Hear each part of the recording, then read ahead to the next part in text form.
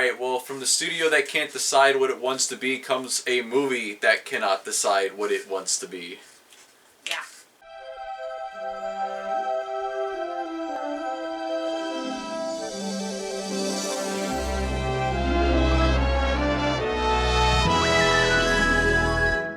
Hello everyone, welcome to a 3D 4DX Reviews. Ashley is back once again. She braved the moving seats and the water sprays to go see Disney's Wish, their centennial release about young Asha trying to save everyone's wish from the corrupted King Magnifico, who's trying to protect everyone from childhood trauma, I guess. Who even knows what's going on? This movie, man, it is... I don't even know what to say. It's everything and nothing at the same time. That's a good way to put it. It's Encanto with extra steps. I'm like going right into the negatives immediately. I guess the biggest issue this movie has is it can't decide what it wants to do with its villain. Is he a sympathetic guy? Is he just a bit of a jerk? Is he an a-hole?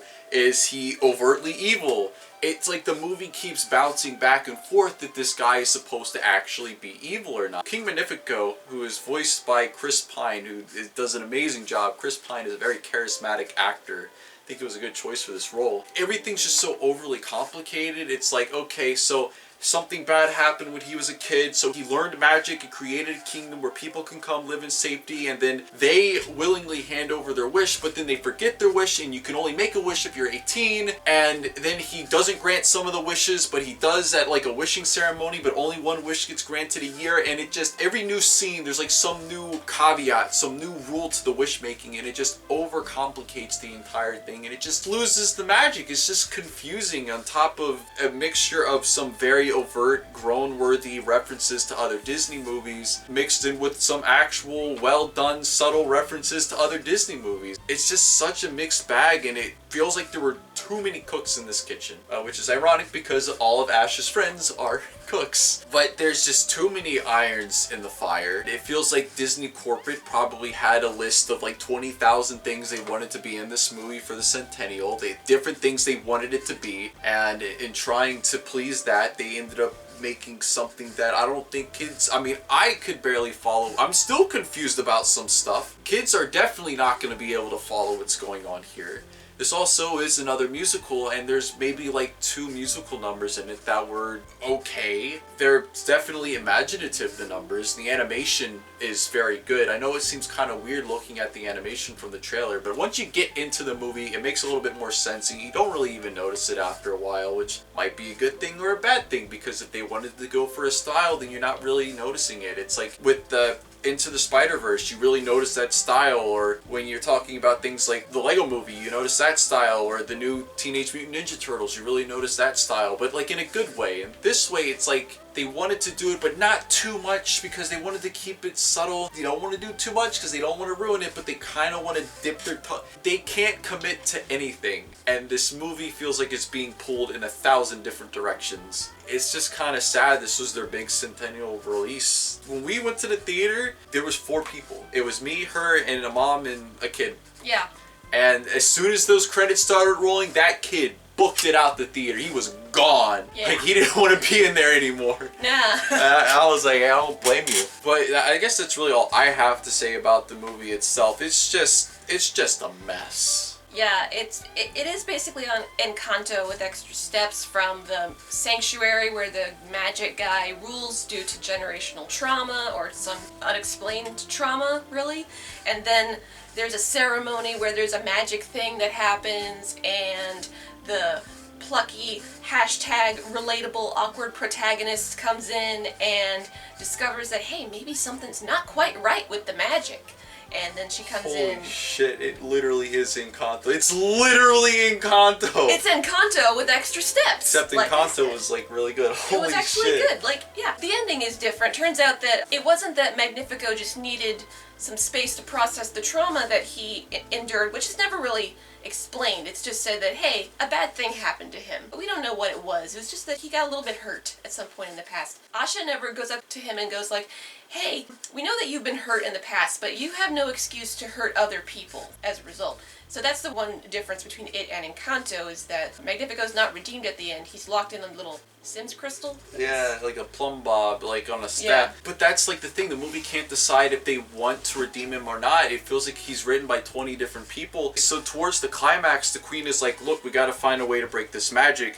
At the very least, we need to find a way to uncorrupt him, like get the magic out of him so he isn't corrupted anymore. There's this forbidden book with forbidden magic that isn't even explained why it's forbidden. It's just kind of there. It's only forbidden because it's green. Yeah, and so he wants to use it earlier on, and she convinces him not to, and he's like, you know what, you're right, I don't need to do this, and he puts the book back in the case. But then later he uses the book, and it clearly corrupts his mind when he was already in kind of like a messed up place. And so the queen is like, we gotta find a way to free him from this magic. And then at the very end, when he gets beat, she's like, you know what, we're just gonna put you in a dungeon. And it's like, what happened to trying to help him? So Yes. did you want to help him or not? Like, I get that he did the whole, you know, he tried to attack her, but it's like, also, you know, he was corrupted by it. Like, you understood you can't decide what you want. Just pick Yeah. a lane. I have a feeling that Disney just decided that, hey, we've been doing enough villain redemption arcs. Like, we've had enough of the villain redemption arcs. Let's have a villain that's plain old evil. Let's try to have another Maleficent. But they didn't do that in the first, 5 minutes of the movie. Yeah. They try to give him a backstory in the first 5 minutes of the movie. And the whole point of Maleficent is that she doesn't have a backstory. Except for when she does. There's nothing wrong about giving a backstory. It's just like they try to make him sympathetic and reasonable. But it's like they wanted to make him redeemable until like the last second and they decided not to. I mean, we could go on complaining about how none of it makes any sense. And the opening song is explaining more of the magic of the wishes. Like, it explains that you have to be 18 for some reason, which never comes into play. And then Asha is giving a tour to these people, and one of them says, and you forget when you give your wish? Even though she never told him that, if I'm remembering correctly, Asha never tells the people that you forget your wish. He just says it.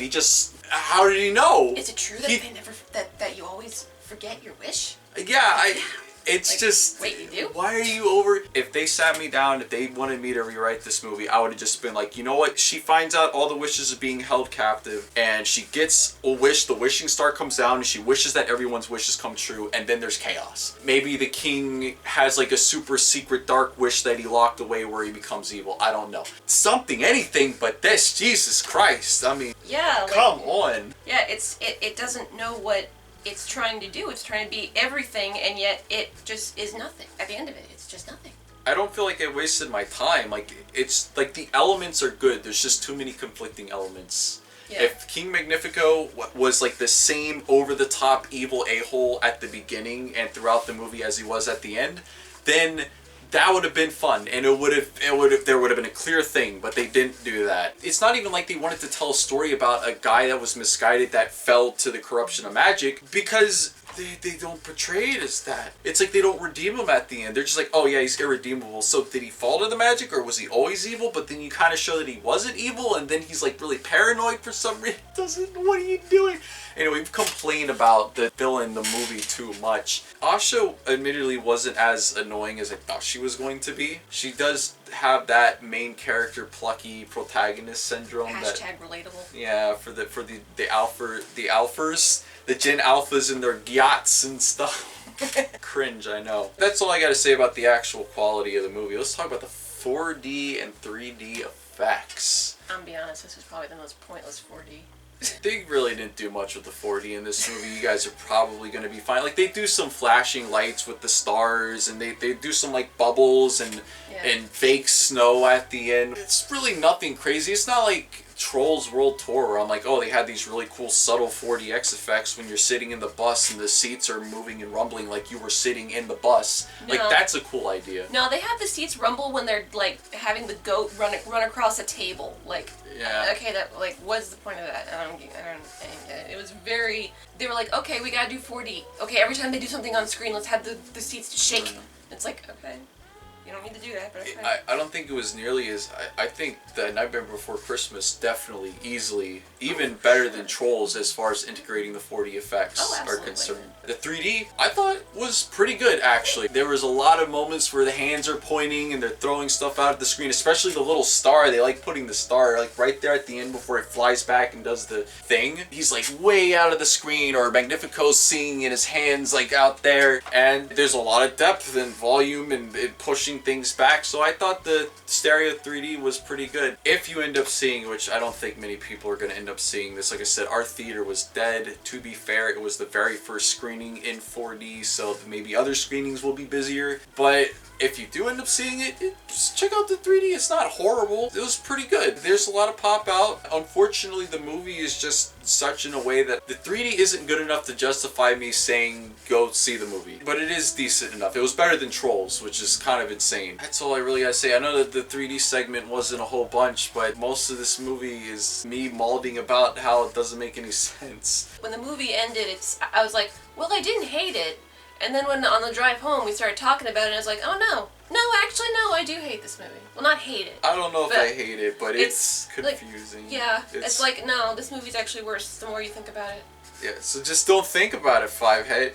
I'm just disappointed that it couldn't have been better. I'm disappointed that the different elements couldn't have been melded better together, and that they ended up creating like some weird monstrosity, potpourri cacophony of something. Better luck next time in another 100 years, I guess. We'll see what they do for the... I don't know if we're going to get to see what they do for their 200th, but hopefully it's better than this. Yeah. And if it's not, at least I won't have to see it. Yeah. That's all for me. Thank you guys for checking this out. It's been a busy week. This is the third review I've done this week. Yeah, it's the holiday season. Everyone's putting out their movies now. Yeah, and I did see one of you guys at least wanted me to talk about Five Nights at Freddy's, so I'll do that at some point. But I got other videos to edit. Thank you all for watching. That's all for me. I will see you guys next time. I think the next 3D movie might be Migration, and then Aquaman 2.